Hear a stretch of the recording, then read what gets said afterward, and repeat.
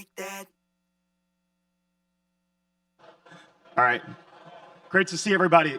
120 years old is our company.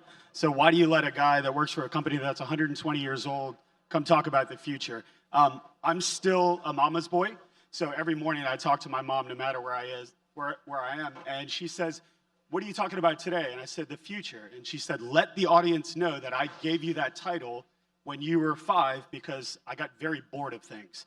So I'm super excited to introduce my next panelist. You guys come on up. We are gonna skip the typical intro because you always have a piece of paper with their beautiful faces on it. Definitely LinkedIn them, follow them. But we're gonna go left to right here. I have AK, I have Edgar, I have Kishan, like the Shin, and Shannon. So real quick, so before we dive deep in, because we have a lot to cover in 20 minutes, Michael, spectacular job setting the tone here. But real fast, whether you realize it or not, everyone in this audience toggles between the virtual and the physical world, whether you know it or not. And most of us are looking at it right now. We may be texting, we may be emailing. We're at the infancy of living in this virtual world. And a lot of people get scared about the metaverse. A lot of people think it's like a cesspool. But my expert panels here are going to prove out the effectiveness, and not only the effectiveness of these channels and of these properties, but more importantly, there we go. More importantly, I was about to say the key point there. More importantly here is I personally believe that out of home is the success and the driver that has to happen. It's the conduit that has to allow a consumer to actually give a shit, to engage, then dive deep into the metaverse or dive deep into NFTs. So we're gonna kick it off first to Edgar at BuzzFeed. So Edgar, you did something fascinating, ComplexCon. I'm gonna let you talk about the event, and I'm gonna let you explain how you quickly realize there's a whole nother universe out there to tap into that world. Good morning, everyone. So for those that aren't familiar with BuzzFeed, we represent a portfolio of premium brands in news, in lifestyle, in food, and entertainment. And we primarily focus on Gen Z. And so what we primarily do is create content and experiences in the web environment. But what we saw was a transformational shift years ago where young people wanted everything that they found online in the IRL. And so specifically with Complex, we represent sneakers, hip hop, streetwear, street art, which have become pop culture. And nothing in the physical world existed in a festival-like experience, so we created ComplexCon. We're 7 years in now. Each year we draw about 30 to 50,000 people, and we have a marketplace of over 100 brands. And so what we were able to do was take what we were doing in the digital landscape and now make it physical, especially for brands. And we were talking before about a billboard and a retail shop. That's exactly what we were able to create. So the consumer can now see a brand, but also shop their products. What was also interesting at that time was that we started using the physical space to go into the metaverse space. And so if you were on location, you could use your mobile device and access limited edition products in the online environment. And so we've now created a world that you can toggle between worlds at any given moment. And at the start of the pandemic, when we couldn't do the physical space, we saw a really interesting transformational space for Gen Z, which brought commerce, also streaming, entertainment, and gaming. But no one had created a space, so we created something metaverse-like, where people could go ahead and create their own avatar and then have a shopping experience. And so we've now done 4 different versions of that. And it's really interesting because you could be in this space, you could go ahead and see an out-of-home billboard in this world, click into it, and immerse yourself within that space, but also buy product. In addition, while you're there and you've created this avatar, you could actually order food to your home and have it be delivered within 60 minutes. So now we've created an ecosystem of web, IRL, and Web3 space that we are now giving what was once scarcity in limited edition products in all 3 environments. And we believe that's the future. Yeah, and look, at the end, I'm gonna challenge everyone to immerse yourself into the metaverse, but oftentimes people get confused though, right? It's like, all right, great. You know, I have a space helmet character. It's mostly because I follow my kids around in roadblocks just like I would in real life. But Alex and Kishan, one of the important things that are happening, you guys are at Cupcake, and B&L Studios, one of the important things that happens is NFTs. And I know we're throwing a lot of acronyms out to you guys, but I'd love to kind of share the Tommy Hilfiger experience. If we could roll that video. Just hold on tight, please. You know, just hold on tight, please. You know, just hold on tight, please. You know. I'm claiming my NFT now at the Tommy Factory here in New York City, 2022. I love it. Fantastic. Does it look like me?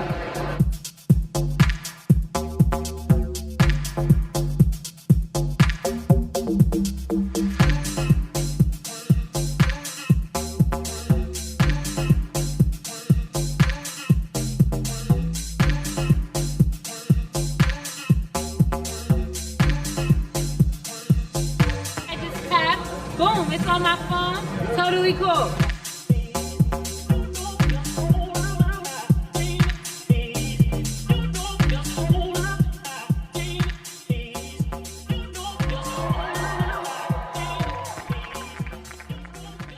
All right, I'm going to get you to explain a little bit more what was happening there. Yeah. Hi, everyone. I'm Kishan Shah. I'm the COO over at B&J Studios. And I think as a crypto and Web3 representative, I think our industry has done an awful job of trying to explain what we do, why it's important, and frankly, adding financial risk, right, into existing channels. What you saw there was Tommy Hilfiger himself, who looks great at 71, by the way, getting his first NFT and creating a crypto wallet. And our view at B&J Studios is what Michael was referring to earlier of Gen Alpha and having metaverse-like experiences. We take that and build user experience that works across generations. So even if you're 71 years old, you're able to create your first crypto wallet and claim your first NFT in under a minute. And why that's important is that it's an accelerant to existing marketing channels versus creating its entirely new lane. Yeah, and so Alex, because as an advertiser, the tough thing to think about is like, okay, I'm reaching this, again, my character in the metaverse, space helmet, very bizarre, not very Ian-esque, and everyone out there is the same way. Oftentimes advertisers get worried that the consumer that lives in the metaverse, the consumers that are engaging in like in ComplexCon, are buying and interacting. How do they take that consumer from the virtual world and then bring them back to the physical world as the same human, or should they? I mean, hi everyone, it's great to be here, by the way. It's one of the major reasons why I joined Cupcake. As Kishan mentioned, the difficulty and the complexity of gaining your first digital collectible, whether you call it an NFT or a virtual good, or a virtual creative, as Nike is calling it nowadays. Everyone has their version of this digital keepsake. How do you get there?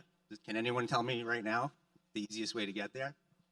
You have to understand what a crypto wallet is, and there's a lot of crypto wallets out there. Which is the best for me?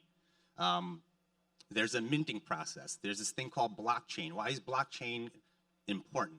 To me, blockchain is important in the true spirit of Web3, where you're empowering the end user. And who's that end user? It's the participant. It's Tommy Hilfiger. It's the participant at a music festival. It's the artists. These are the creators that build all these wonderful experiences, but they're always gated. There's always middlemen. There's always someone that's trying to take a piece of that. Blockchain means that you have true ownership. And what does it mean? You have property rights. What does that mean? There's an actual smart contract built into when you mint your first NFT with terms and conditions. So you are, from a legal standpoint, totally covered. Empowering the user. It's property rights for the common person. And again, as I mentioned, in the spirit of Web3, that's what it's all about. You're empowering people to own their content, share it, resell it, and potentially get a cut out of it. So it's really, truly empowering the underserved, in my opinion. Yeah. And so, Mike, looping you, and you represent the largest digital network across historically Black colleges and universities. Real fast, my good friend, he owns a collectible shop. So you and I were talking in the hall earlier, and a lot of these college athletes with NIL deals, they're branding themselves. They're a brand just as Procter & Gamble, et cetera. You and I were kind of talking about that. Like, these historically Black college athletes are a brand as well, and you may have an augmented reality experience with the All-Star game that you represented. Talk a little bit more how you can use the NFT, how you can use AR, and really make that athlete that oftentimes is untouchable on the field become maybe someone that you could throw a football with after a victorious game. Yeah, so essentially what Monster Edge does is we actually work with HBCUs, and we have different properties. So we really focus on large scale, historically, for 60 to 100-year events in the HBCU community, like the Bayou Classic, like the Florida Classic, that is really, really kind of a staple in the community, and we bring different opportunities there. So the on-campus network is one part of it. Then you have the actual event side, and then we have our partnerships with like entities like the HBCU All-Star Games. So one of the things that you can do, which is really, really cool, it's during the Final Four with a brand like a Cupcake, is you can create a digital NFT with the players in the jerseys, giving them exposure, giving them opportunity. And because the players are, new every year, it's a great collectible item. So those are just some of the things that you can do. What I really like about it, it's basically a wide open canvas because historically it's been an underserved market. A lot of really good brands, solid brands are diving in now. So it's really, really exciting time. Yeah, so Edgar, you were kind of given the example of where the virtual complex con has gone. My kids live in Roblox, and ironically, and it may be a bit controversial, but I don't believe that putting a billboard in the metaverse means anything. So touch a little bit on the avatar and the importance and how brands are utilizing the avatar. I know those who attended the DPAA event, Erica at Adidas, she showed up and she talked very heavily. And if you haven't watched that, go to the DPAA website and watch that. It's fantastic because she talks about shoe drops in the physical world, but that virtual world is even more important. And they're in that experience.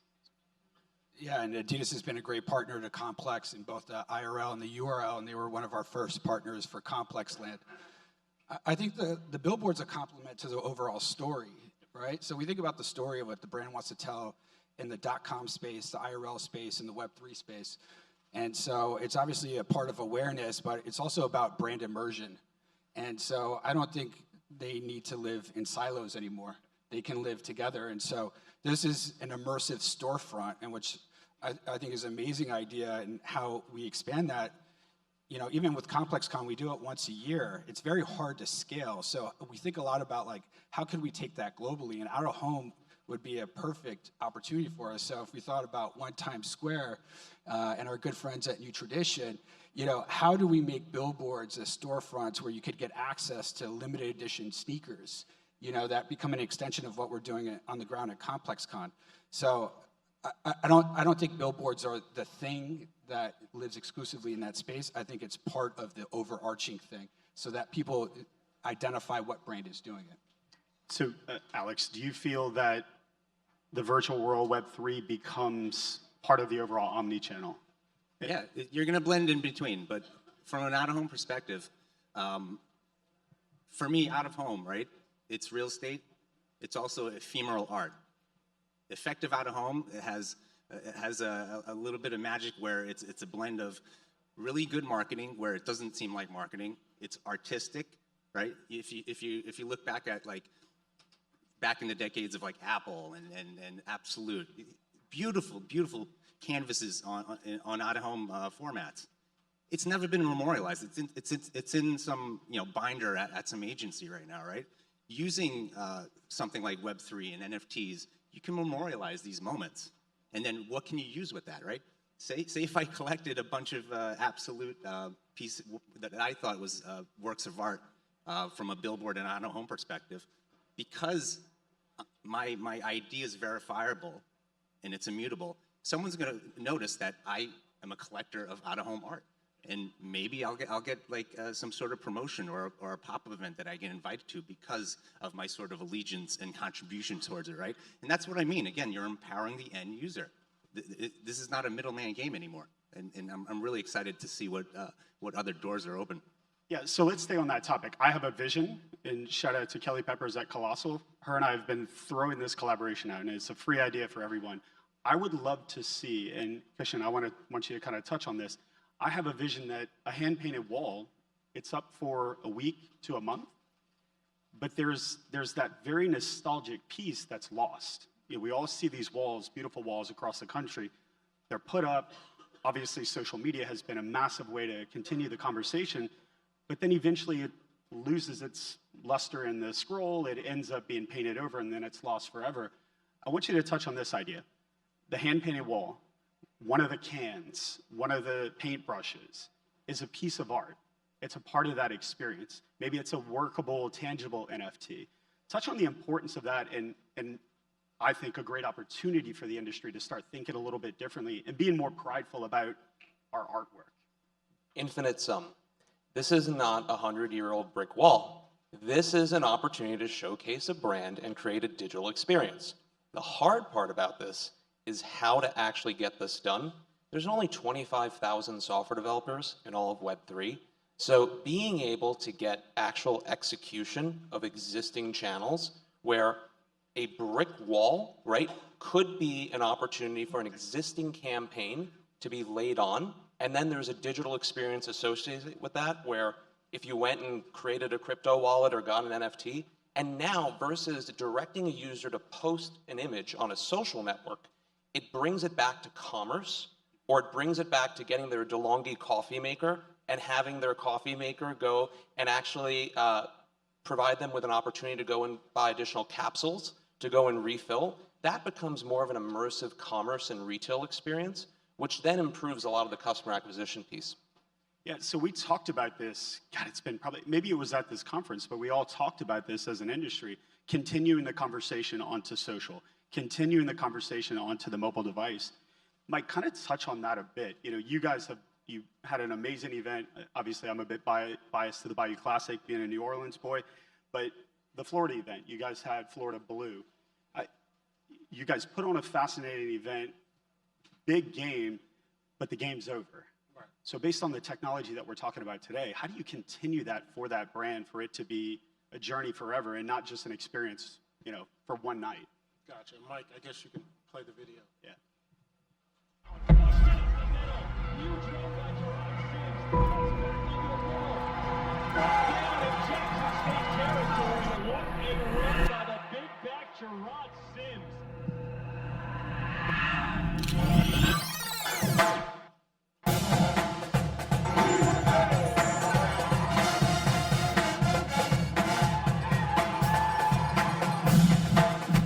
Florida Blue is proud supporter of this game and many HBCUs, creating lasting legacies of prosperity for our communities. Looks, throws, back shoulder, caught. What a catch. This time it's 48-8, and this handshake a little different than last week. That's untimely, by the way, with Dion bouncing, but Yeah, it's a tough blow for the HBCU market, but he left us in good hands. But to answer your question, a lot of it comes down to the actual brand partner, and what their goals are. But obviously, you have standard, social media outlets where you want to amplify the opportunity and kind of further the conversation. Really, at the end of the day, it's an ongoing conversation, and it doesn't stop when the event stops. It's a constant conversation for them to reach their target audience and kind of continue the dialogue, essentially. yeah. So we're right at 2 minutes left. I want to keep this flowing. As we wrap up here, what is kind of right to left here? What is something the industry can do better embracing this technology? And I think before you answer that, Gen Z is the generation that's existing right now that's going to be in the workforce, just like was alluded to earlier. These are people that are going to be buyers very shortly. These are going to be people that are on the brand. And my 10-year-old toggles between the metaverse, the virtual, and the physical world all day. He bought us movie tickets the other day in Roblox because he saw a virtual billboard, a physical billboard, and then saw it in Roblox, and then purchased it in Roblox. So how can we play in this world, AK? I would say, for me, keep building, keep experimenting. There's not enough of that. It really isn't. I know we're in a down market, we're in a bear market, we're in a winter market, whatever you want to call it. since I've jumped into feet first into this universe of Web3, there's nothing. All we've been doing is building, testing, breaking things, and moving forward. So we're here to experiment with you as well. We're also still in the very first inning of Web3 and what it has in store. So yeah, that's my advice. I would suggest investing in the audience and not necessarily just thinking about the platform. And so I think that's what's been a guiding light for us as a media company, is thinking truly and understanding what the audience wants from inspiration and utility, and then we build for that, not for the short term because we see headlines that Web3 is popping, but because we know that that's where the audience wants something more dynamic than what exists now. For 2023, apply as much empathy as possible. So for billboards in the out-of-home industry, M&A or thinking about how to add the net new billboard versus accelerating a brand or advertiser's existing engagement channels and not letting the user scroll through just another ad on their feed will be incredibly important. And I would say for what Monster Edge does is essentially, and I hate to use this term because it's kind of overused, you know, if brands show up in an authentic way, they'll get real return. So next year, I hope this panel is bigger. I hope that, not bigger in number of people, I think we won that game today, but I hope we have a brand up here. I hope we have a tech company up here, and I hope that we all challenge each other. My last challenge to everyone in the audience, as goofy as it may sound, go home, download Roblox on your mobile device, your tablet, make an avatar, make it fun, walk around. We have such a plethora of knowledge in this audience today. Immerse yourself into it. You want to own this, just as 5 years ago, everyone wanted to own programmatic. You want to own this. When a brand comes and says, hey, the metaverse, I'm going to go over to my digital shop. No. You want to own this part. So next year, hopefully we have 2 or 3 time slots up here where we have brands, and go learn some more acronyms, nothing more than a good old NFT, metaverse, et cetera. So we appreciate everyone today, and thank you so much for the time, guys.